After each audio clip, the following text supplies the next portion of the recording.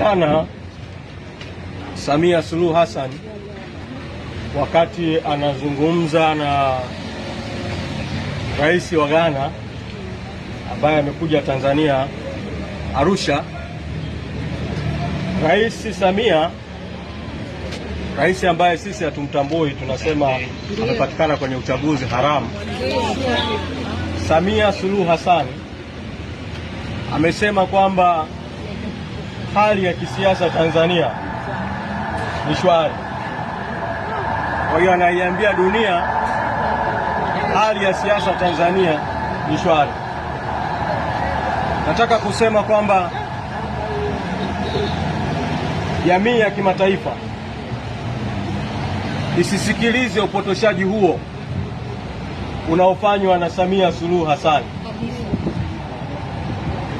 Hali ya siasa Tanzania haiwezi kuwa shwari wakati kiongozi mkuu wa chama kikuu cha siasa yuko bado gerezani kwa kesi ya kubambikizwa ya uhaini.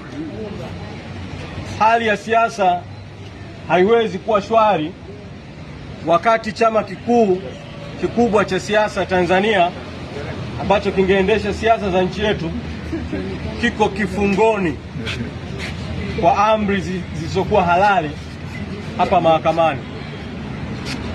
Hali ya siasa haiwezi kuwa shwari wakati ambapo bado Watanzania wana maumivu kutokana na mauaji ya tarehe 29 mwezi Oktoba, na mpaka sasa hakuna hatua zozote zilizochukuliwa wala hakuna ukurasa wowote mpya uliofunguliwa katika taifa letu.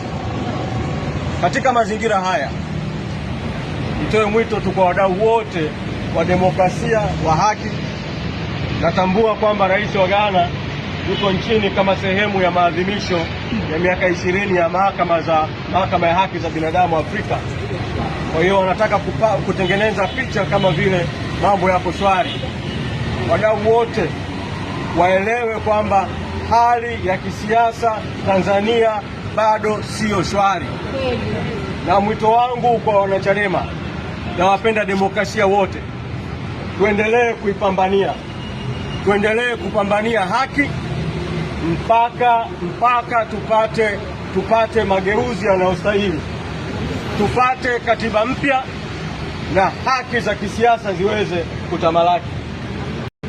Wakati Rais Samia anatamka kwamba rais ambaye sisi hatumtambui, serikali hii haramu, wakati Samia Suluhu Hassan anatamka kwamba hali ya kisiasa iko shwari, huku kamanda wa polisi Mara anasema BAWACHA hawaruhusiwi kufanya siku ya wanawake, alafu Samia anadanganya kwamba hali ya kisiasa ni shwari. Uongo mtupu, unafiki mtupu. Kwa hiyo mimi nasisitiza BAWACHA msirudi nyuma, msirudi nyuma, mapambano yaendelea. Asanteni sana.